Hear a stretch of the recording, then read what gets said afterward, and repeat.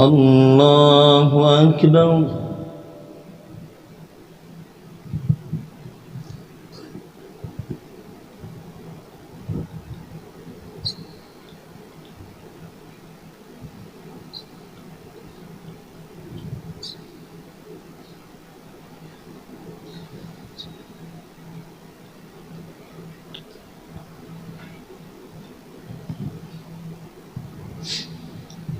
الحمد لله رب العالمين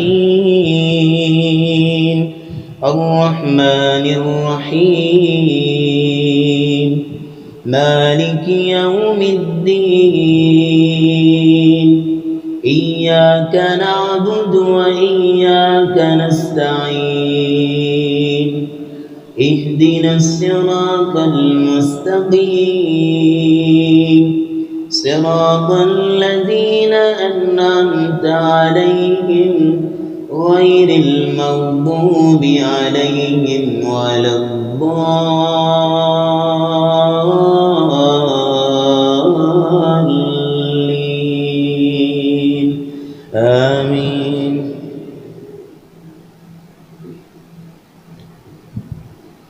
بسم الله الرحمن الرحيم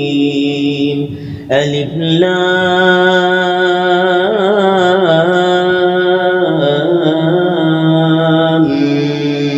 ميم غلبت الروم في أدنى الأرض وهم من بعد غلبهم سيغلبون في بضع سنين لله الأمر من قبل ومن بعد ويومئذ يفرح المؤمنون بنصر الله ينصر من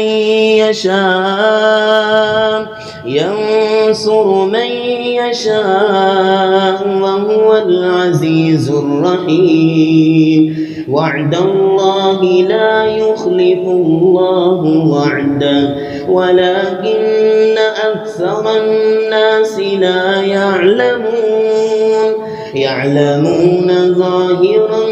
من الحياة الدنيا وهم عن الآخرة هم غافلون أولم يتفكروا في أنفسهم ما خلق الله السماوات والأرض وما بينهما إلا بالحق وأجل مسمى وإن كثيرا من الناس بلقاء ربهم لكافرون أولم يسيروا في الأرض فينظروا كيف كان عاقبة الذين من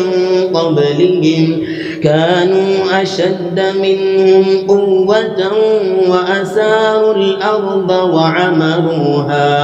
وعمروها أكثر مما عمروها وجاءتهم رسلهم بالبينات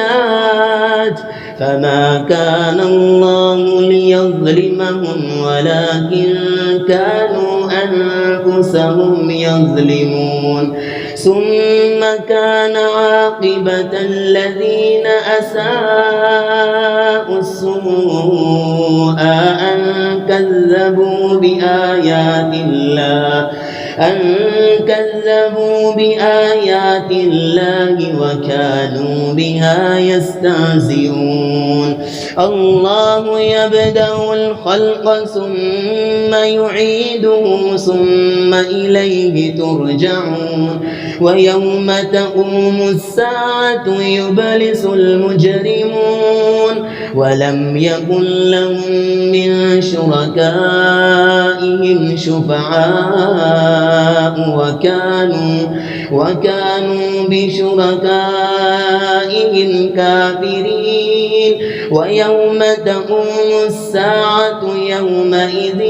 يتفرقون فأما الذين آمنوا وعملوا الصالحات فهم في روضة يحبرون وأما الذين كفروا وكذبوا بآياتنا ولقاء الآخرة فأولئك في العذاب محضرون فسبحان الله حين تمسون وحين تصبحون وله الحمد في السماوات والأرض وعشيا وحين تظهرون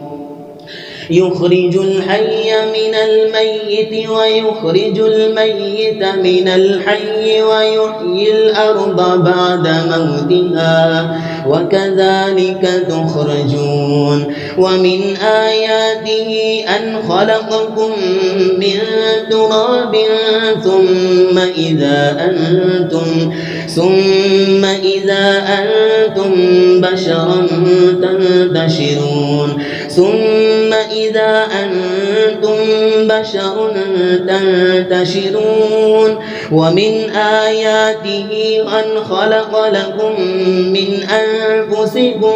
ومن آياته أن خلق لكم من أنفسكم أزواجا لتسكنوا إليها وجعل بينكم مودة ورحمة إن في ذلك لآيات لقوم يتفكرون ومن آياته خلق السماوات والأرض واختلاف ألسنتكم وألوانكم إن في ذلك لآيات للعالمين ومن آياته منامكم بالليل والنهار وابتغاؤكم من فضله إن في ذلك لآيات لقوم يسمعون ومن آياته يريكم البرق خوفا وطمعا وينزل من السماء ماء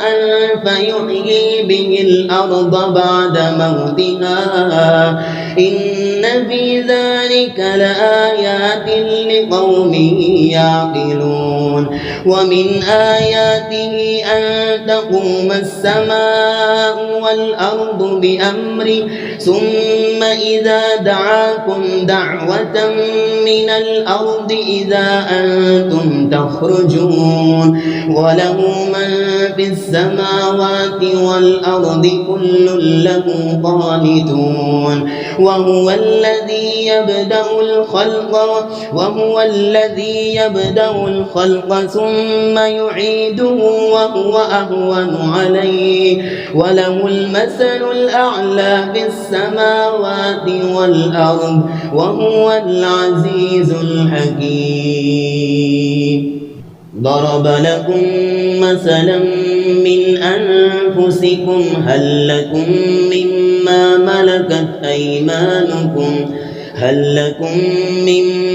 ملكت أيمانكم من شركاء فيما رزقناكم فأنتم فيه سواء تخافونهم كخيفتكم أنفسكم كذلك نفصل الآيات لقوم يعقلون بل اتبع الذين ظلموا أهواءهم بغير علم فمن يهدي من أضل الله وما لهم من ناصرين فأقم وجهك للدين حنيفا فطرة الله التي فطر الناس عليها لا تبديل لخلق الله ذلك الدين القيم ولكن أكثر الناس لا يعلمون منيبين إليه واتقوه وأقيموا الصلاة ولا تكونوا من المشركين من الذين فرقوا دينهم وكانوا شيعا كل حزب بما لديهم فرحون وإذا مس الناس ضر دعوا ربهم منيبين إليه ثم إذا أذاقهم منه رحمة إذا فريق منهم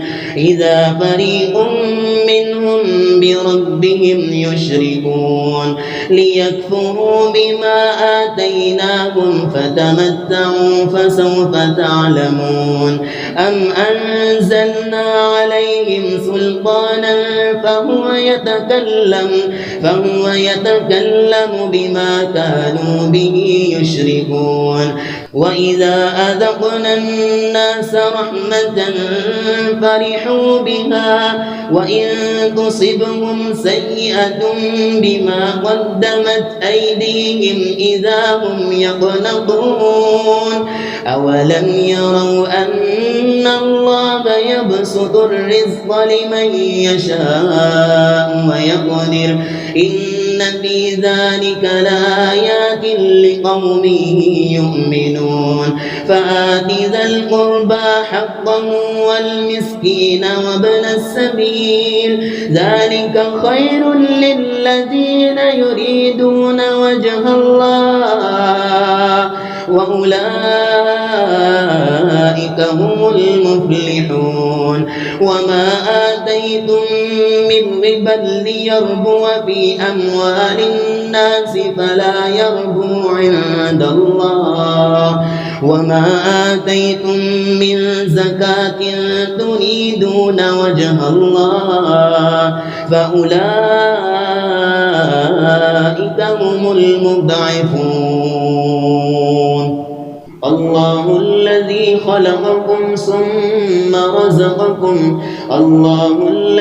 خلقكم ثم رزقكم ثم يميتكم ثم يحييكم هل من شركائكم من يفعل من ذلكم من شيء سبحانه وتعالى عما يشركون ظهر الفساد في البر والبحر بما كسبت أيدي الناس ليذيقهم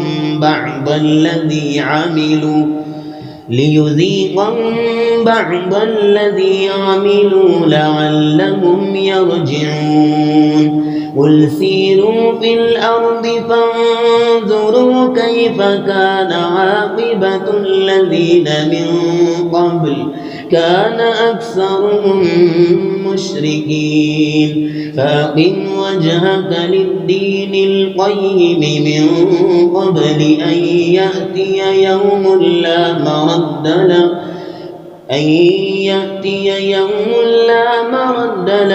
من الله يومئذ يصدعون من كفر فعليه كفره ومن عمل صالحا فلأنفسهم يمهدون ليجزي الذين آمنوا وعملوا الصالحات من فضله إنه لا يحب الكافرين ليجزي الذين آمنوا وعملوا الصالحات من فضله إنه لا يحب الكافرين ومن آياته أن يرسل الرياح مبشرات وليذيقكم من رحمته ولتجري الفلك بأمره ولتبتغوا من فضله ولعلكم تشكرون ولقد أرسلنا من قبلك رسلا إلى قومهم فجاءوهم بالبينات فانتقمنا من الذين أجرموا وكان حقا علينا نصر المؤمنين. الله الذي يرسل الرياح فتثير سحابا فيبسطه في السماء كيف يشاء ويجعله كسفا فترى الودق يخرج من خلاله فإذا أصاب به من يشاء من عباده إذا هم يستبشرون. وإن كانوا من قبل أن ينزل عليهم من قبله لمبلسين فانظر إلى آثار رحمة الله كيف يحيي الأرض بعد موتها إن ذلك لمحيي الموتى وهو على كل شيء قدير. ولئن أرسلنا ريحا فرأوه مصفرا لظلوا من بعده يكفرون فإنك لا تسمع الموتى ولا تسمع الصم الدعاء إذا ولوا مدبرين. وما أنت بهاد العمي عن ضلالتهم إن تسمع إلا من يؤمن بآياتنا فهم مسلمون. الله الذي خلقكم من ضعف ثم جعل من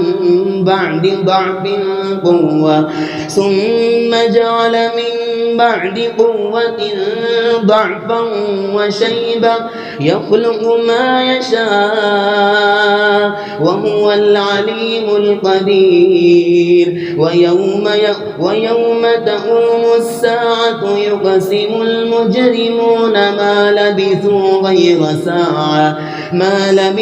غير ساعة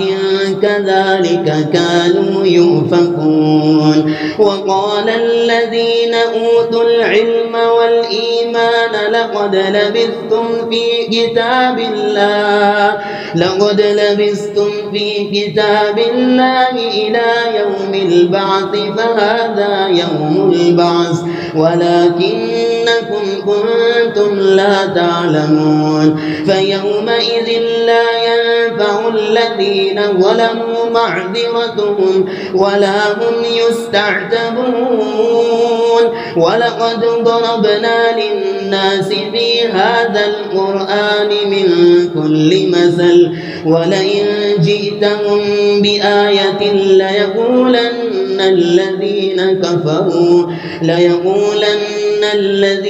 كفروا إن أنتم إلا مبطلون. كذلك يطبع الله على قلوب الذين لا يعلمون. فاصبر إن وعد الله حق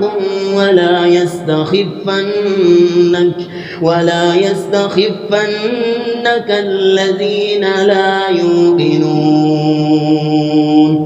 بسم الله الرحمن الرحيم. ألف لام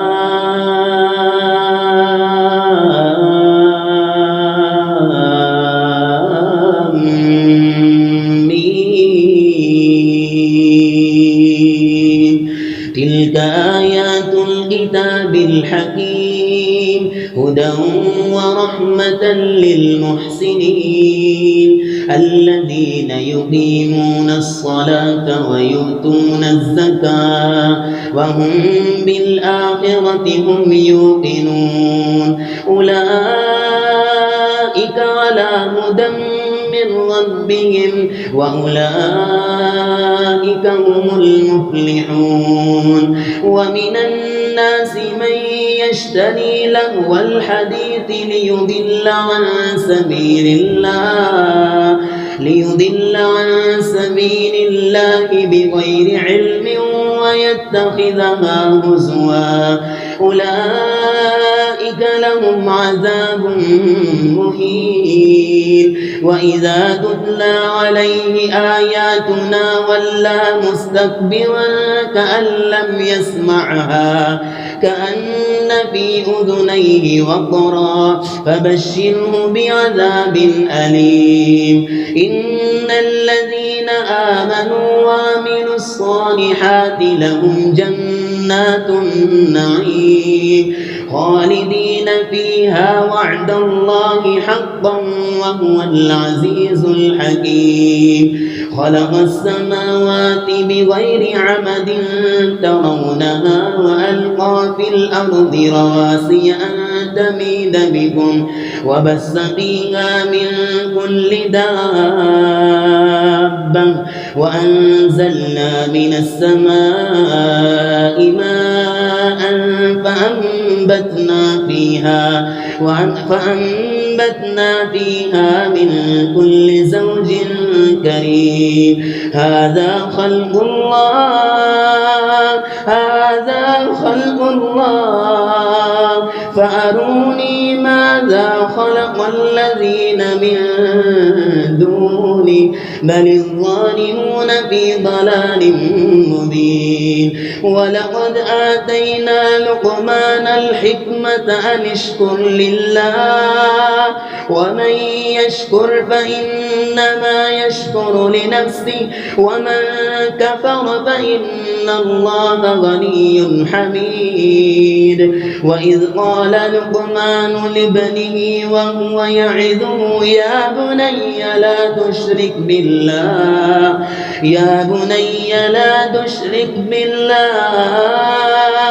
إن الشرك لظلم عظيم. ووصينا الإنسان بوالديه حملته أمه وهنا على وهن وفصاله في عامين أن اشكر لي ولوالديك إلي المصير. وإن جاهداك على أن تشرك بي ما ليس لك به علم فلا تطعهما وصاحبهما في الدنيا معروفا واتبع سبيل من أناب إلي ثم إلي مرجعكم فأنبئكم بما كنتم تعملون. يا بني إنها إن تك مثقال حبة من خردل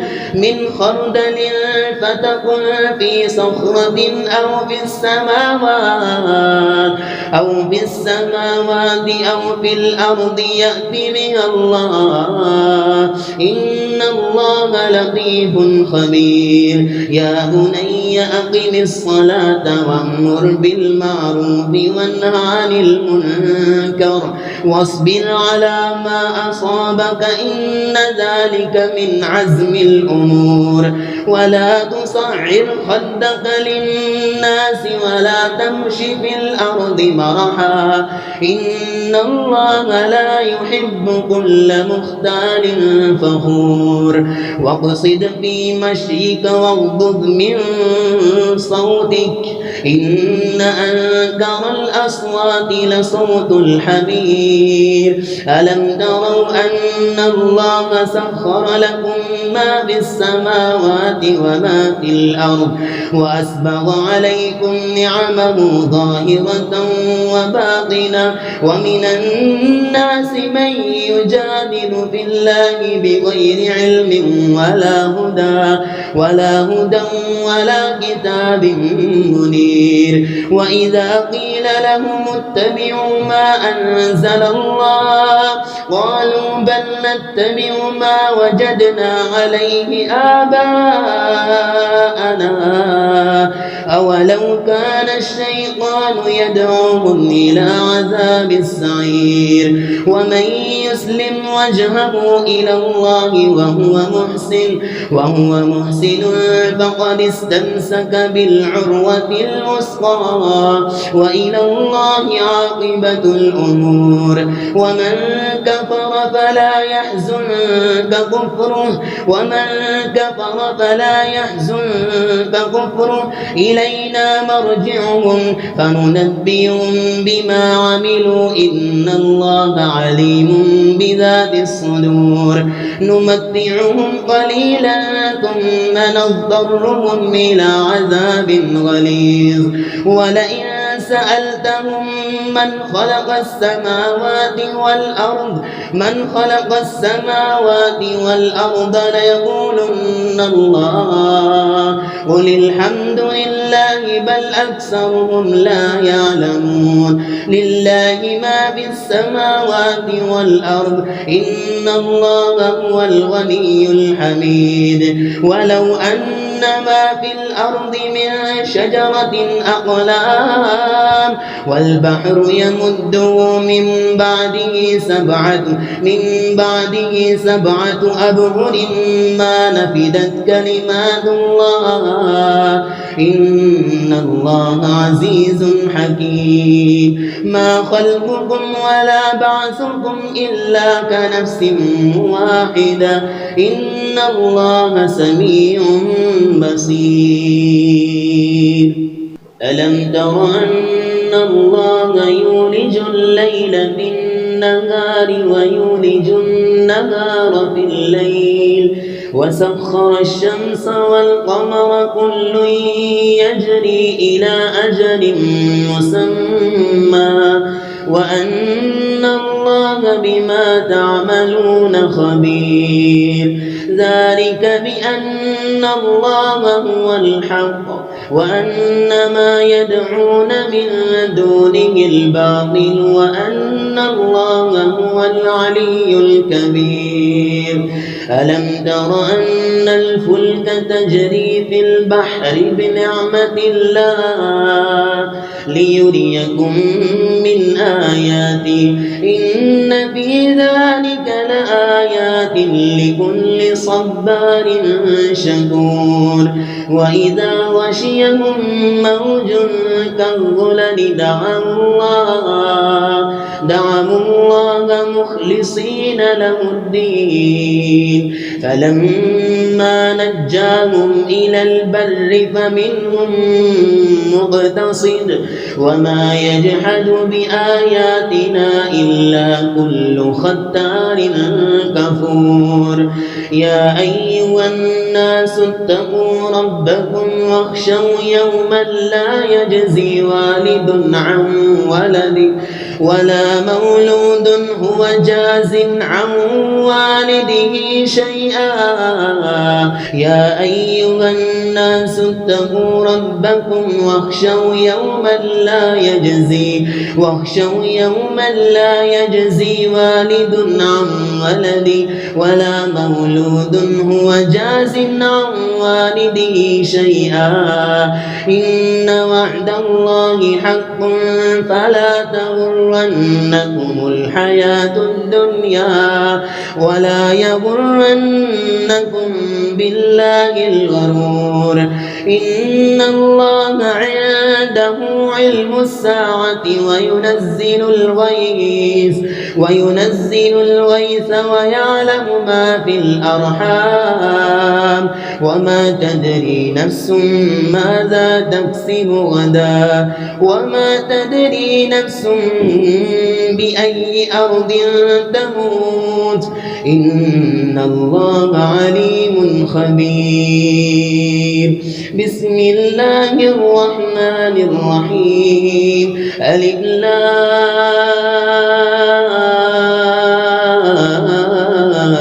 لام ميم تنزيل الكتاب لا ريب فيه من رب العالمين أم يقولون افتراه بل هو الحق من ربك لتنذر قوما ما أتاهم من نذير من قبلك لعلهم يهتدون. الله الذي خلق السماوات والأرض وما بينهما في 6 أيام ثم استوى على العرش ما لكم من دونه من ولي ولا شفيع أفلا تتذكرون. يدبر الأمر من السماء إلى الأرض ثم يعرج إليه في يوم كان مقداره 1000 سنة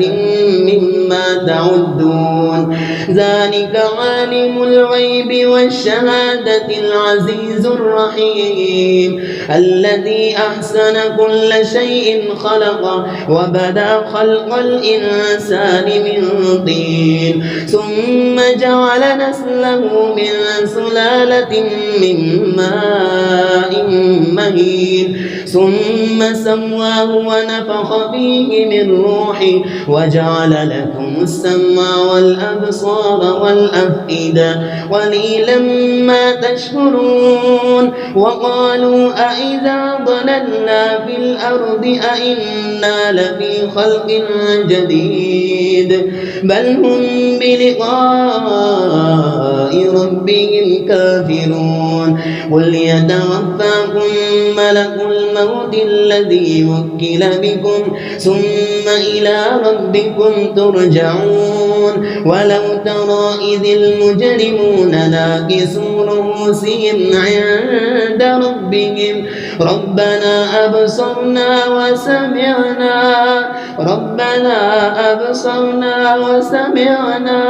فارجعنا نعمل صالحا إنا موقنون. ولو شئنا لآتينا كل نفس هداها ولكن حق القول مني لأملأن جهنم من الجنة والناس أجمعين فذوقوا بما نسيتم لقاء يومكم هذا إنا نسيناكم وذوقوا عذاب الخلد بما كنتم تعملون. إنما يؤمن بآياتنا الذين إذا ذكروا بها خروا سجدا وسبحوا بحمد ربهم وهم لا يستكبرون. تتجافى جنوبهم عن المضاجع يدعون ربهم خوفا وطمعا ومما رزقناهم ينفقون. فلا تعلم نفس ما أخفي لهم من قرة أعين جزاء بما كانوا يعملون. أفمن كان مؤمنا كمن كان فاسقا لا يستوون. أما الذين آمنوا وعملوا الصالحات فلهم جنات المأوى نزلا بما كانوا يعملون. وأما الذين فسقوا فمأواهم النار كلما أرادوا أن يخرجوا منها أعيدوا فيها وقيل لهم ذوقوا عذاب النار الذي كنتم به تكذبون. ولنذيقنهم من العذاب الأدنى دون العذاب الأكبر لعلهم يرجعون. ومن أظلم ممن ذكر بآيات ربه ثم أعرض عنها إنا من المجرمين منتقمون. ومن أظلم ممن ذكر بآيات ربه ثم أعرض عنها إنا إنا من المجرمين منتقمون ولقد آتينا موسى الكتاب فلا تكن في مرية من لقائه وجعلناه هدى لبني إسرائيل وجعلنا منهم أئمة يهدون بأمرنا لما صبروا وكانوا بآياتنا يوقنون إن ربك هو يفصل بينهم يوم القيامة فيما كانوا فيه يختلفون أولم يهد لهم كم أهلكنا من قبلهم من القرون يمشون في مساكنهم إن في ذلك لآيات أفلا يسمعون أولم يروا أنا نسوق الماء إلى الأرض الجرز فنخرج به زرعا تأكل منه أنعامهم وأنفسهم أفلا يبصرون ويقولون متى هذا الفتح إن كنتم صادقين قل يوم الفتح لا ينفع الذين كفروا إيمانهم ولا هم ينذرون فأعرض عنهم وانتظر إنهم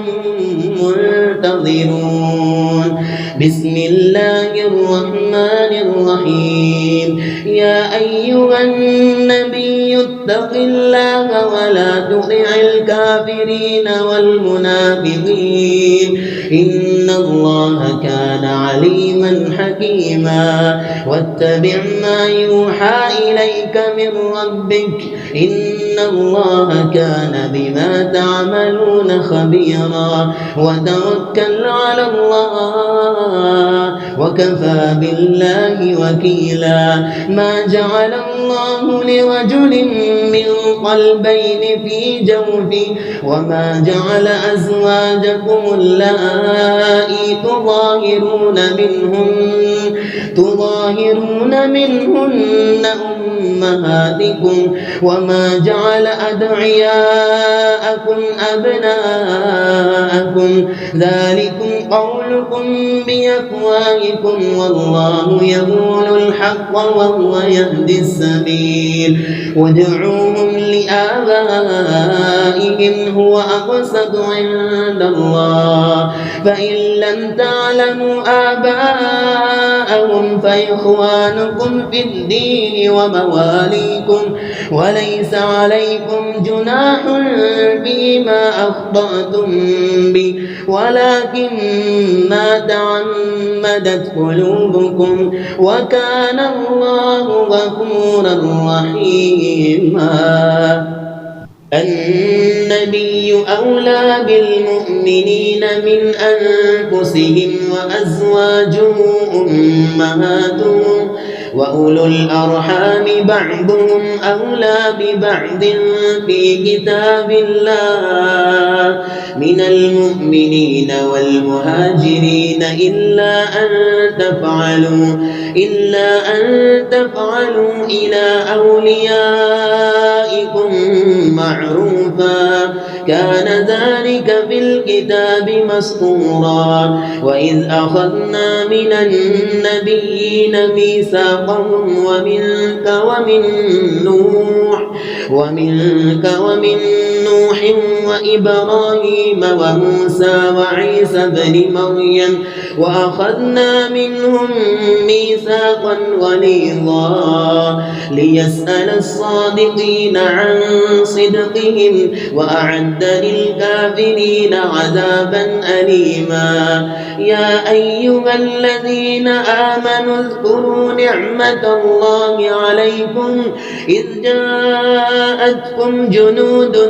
فأرسلنا عليهم ريحا وجنودا لم تروها وكان الله بما تعملون بصيرا إذ جاءوكم من فوقكم ومن أسفل منكم وإذ زاغت الأبصار وبلغت القلوب الحناجر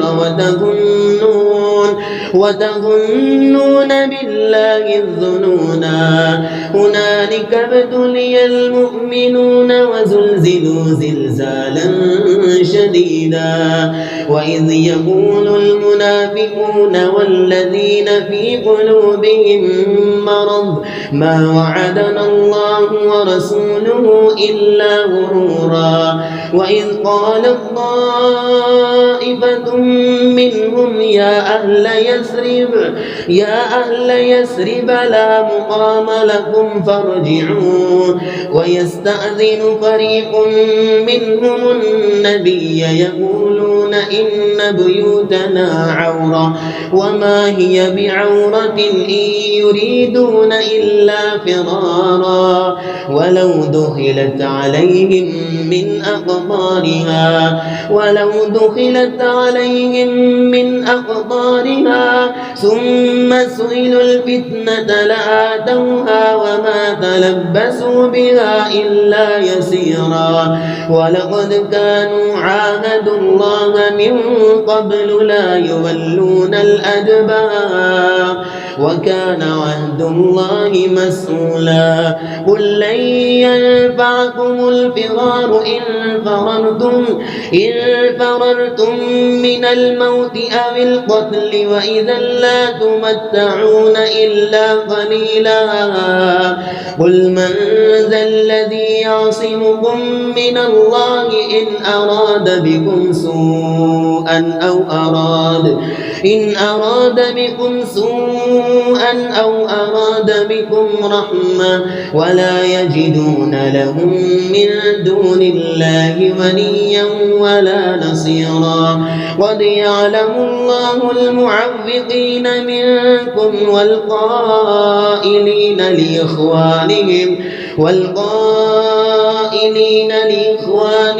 هلم إلينا ولا يأتون البأس إلا قليلا أشحة عليكم فإذا جاء الخوف رأيتهم ينظرون إليك تدور أعينهم كالذي يغشى عليه من الموت فإذا ذهب الخوف سلقوكم بألسنة حداد أشحة على الخير أولئك لم يؤمنوا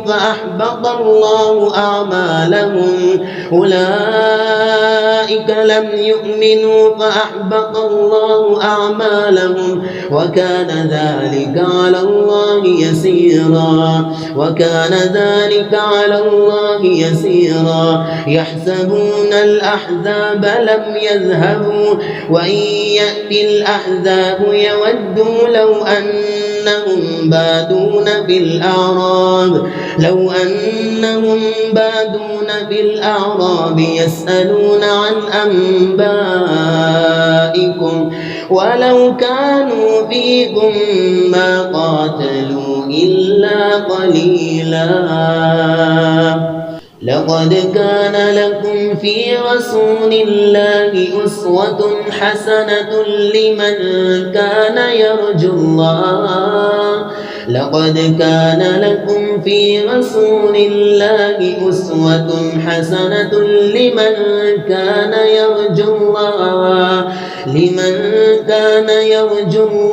واليوم الآخر وذكر الله كثيرا ولما رأى المؤمنون الأحزاب قالوا هذا ما وعدنا الله ورسوله وصدق الله ورسوله وما زادهم إلا إيمانا وتسليما من المؤمنين رجال صدقوا ما عاهدوا الله عليه فمنهم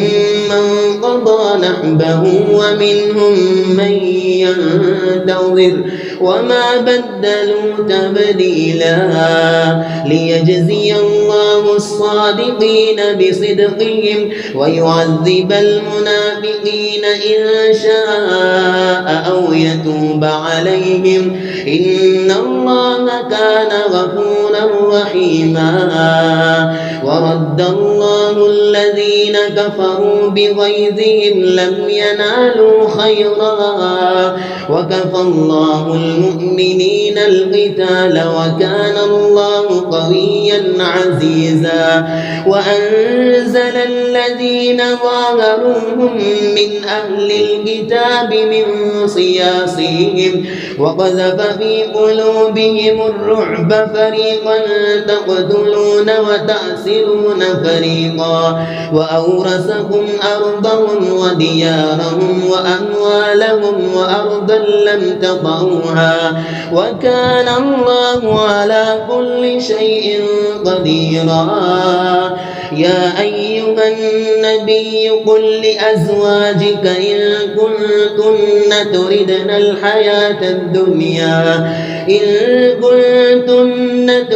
الحياة الدنيا وزينتها فتعالين أمتعكن وأسرحكن سراحا جميلا وإن كنتن تردن الله ورسوله والدار الآخرة فإن الله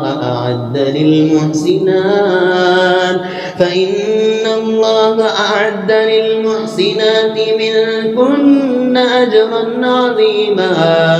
يا نساء النبي من يأت منكن بفاحشة مبينة يضاعف لها العذاب ضعفين وكان ذلك على الله يسيرا ومن يقنت منكن لله ورسوله وتعمل صالحا نؤتها أجرها مرتين وأعتدنا لها رزقا كريما يا نساء النبي لستن كأحد من النساء إن اتقيتن فلا تخضعن بالقول فيطمع الذي في قلبه مرض وقلن قولا معروفا وقرن في بيوتكن ولا تبرجن تبرج الجاهلية الأولى وأقمنا الصلاة وآتينا الزكاة وأطعنا الله ورسوله إنما يريد الله ليذهب عنكم الرجس أهل البيت ويطهركم تطهيرا واذكرن ما يتلى في بيوتكن من آيات الله والحكمة إن الله كان لطيفا خبيرا إن المسلمين والمسلمات والمؤمنين والمؤمنات إن المسلمين والمسلمات والمؤمنين والمؤمنات والقانتين والقانتات والصادقين والصادقات والصابرين والصابرات والخاشعين والخاشعات والمتصدقين والمتصدقات والصائمين والصائمات والحافظين فروجهم والحافظات والذاكرين الله كثيرا والذاكرات أعد الله لهم مغفرة وأجرا عظيما وما كان لمؤمن ولا مؤمنة إذا قضى الله ورسوله أمرا أن يكون لهم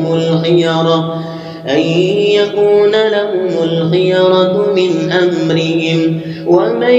يعص الله ورسوله فقد ضل ضلالا مبينا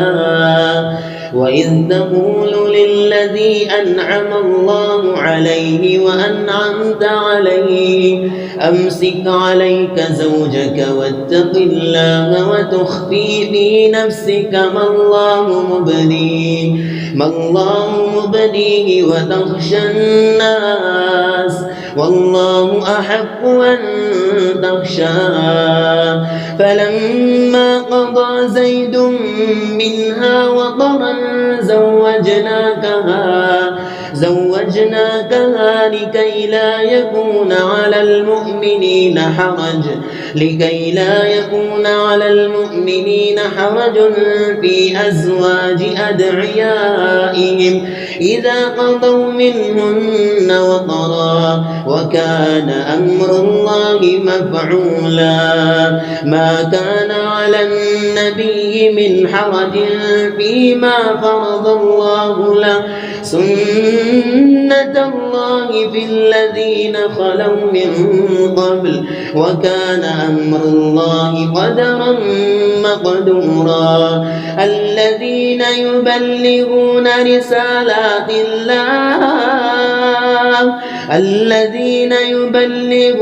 رسالات الله ولا يخشون أحدا إلا الله وكفى بالله حسيبا. ما كان محمد أبا أحد من رجالكم ولكن رسول الله وخاتم النبيين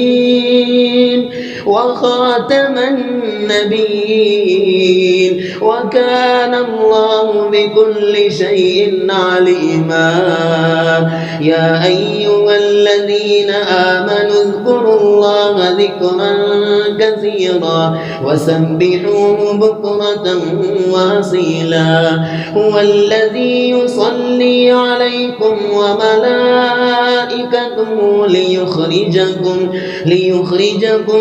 من الظلمات إلى النور وكان بالمؤمنين رحيما. تحيتهم يوم يلقونه سلام وأعد لهم أجرا كريما. يا أيها النبي إنا أرسلناك شاهدا ومبشرا ونذيرا وداعيا إلى الله بإذنه وسراجا منيرا. وبشر المؤمنين بأن لهم من الله فضلا كبيرا. ولا تطع الكافرين والمنافقين ودع أذاهم وتوكل على الله وكفى بالله وكيلا. يا أيها الذين آمنوا إذا نكحتم المؤمنات ثم طلقتموهن من قبل أن تمسوهن فما لكم عليهن من عدة تعتدونها فمتعوهن وسرحوهن سراحا جميلا. يا أيها النبي إنا أحللنا لك أزواجك اللاتي آتيت أجورهن وما ملكت يمينك مما أفاء الله عليك وبنات عمك وبنات عماتك وبنات خالك وبنات خالاتك اللاتي هاجرن معك وامرأة مؤمنة إن وهبت نفسها للنبي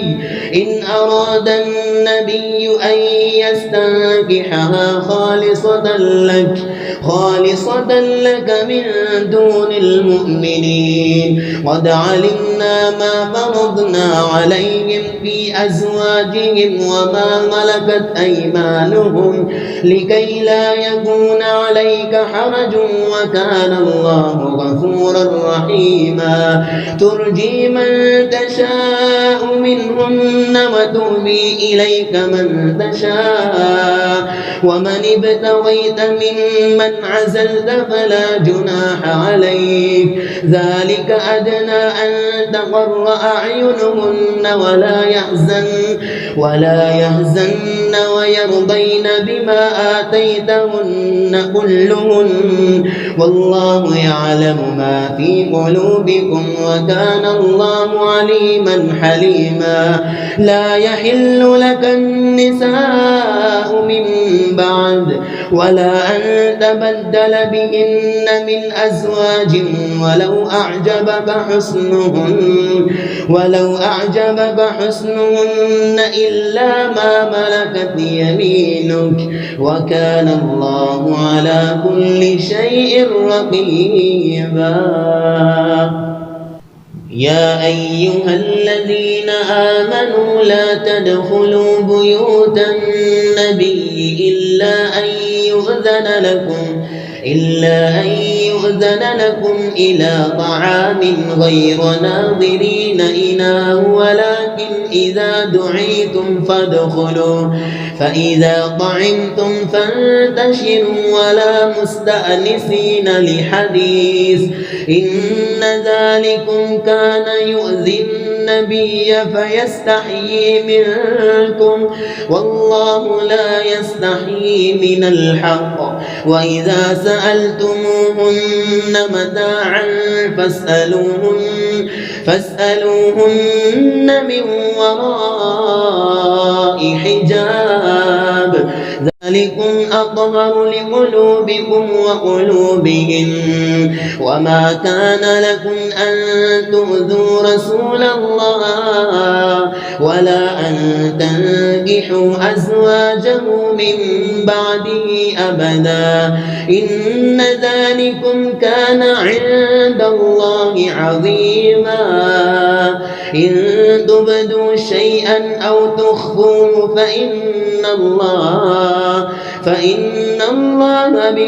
فإن الله كان بكل شيء عليما لا جناح عليهن في آبائهن ولا أبنائهن ولا أبناء إخوانهن ولا أبناء أخواتهن ولا نسائهن ولا ما ملكت أيمانهن واتقين الله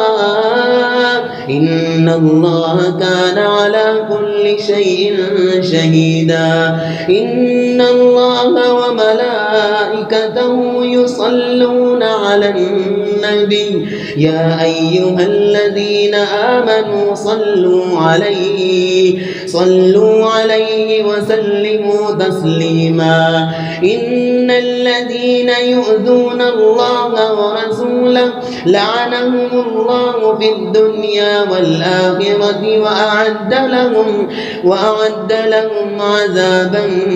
مهينا والذين يؤذون المؤمنين والمؤمنات بغير ما اكتسبوا فقد احتملوا بهتانا وإثما مبينا يا أيها النبي قل لأزواجك وبناتك ونساء المؤمنين يدنين عليهن من جلابيبهن ذلك أدنى أن يعرفن فلا يؤذين وكان الله غفورا رحيما لئن لم ينته المنافقون والذين في قلوبهم مرض والمرجفون في المدينة لنغرينك لنغوينك بهم ثم لا يجاورونك فيها إلا قليلا ملعونين أينما ثقفوا أخذوا وقتلوا تقتيلا سنة الله في الذين خلوا من قبل ولن تجد لسنة الله تبديلا يسألك الناس عن الساعة قل إنما علمها عند الله وما يدريك لعل الساعة تكون قريبا إن الله لعن الكافرين وأعد لهم سعيرا خالدين فيها أبدا لا يجدون وليا ولا نصيرا يوم تقلب وجوههم في النار يقولون يا ليتنا أطعنا الله وأطعنا الرسولا وقالوا ربنا إنا أطعنا سادتنا وكبراءنا فأضلونا السبيلا ربنا آتهم ضعفين من العذاب والعنهم لعنا كبيرا يا أيها الذين آمنوا لا تكونوا كالذين آذوا موسى فبرأه الله مما قالوا وكان عند الله وجيها يا أيها الذين آمنوا اتقوا الله وقولوا قولا سديدا يصلح لكم أعمالكم ويغفر لكم ذنوبكم ومن يطع الله ورسوله فقد فاز فوزا عظيما إنا عرضنا الأمانة على السماوات والأرض والجبال فأبين أن يحملنها وأشفقن منها وحملها الإنسان إنه كان ظلوما جهولا ليعذب الله المنافقين والمنافقات والمشركين والمشركات ويتوب الله على المؤمنين والمؤمنات وكان الله غفورا رحيما.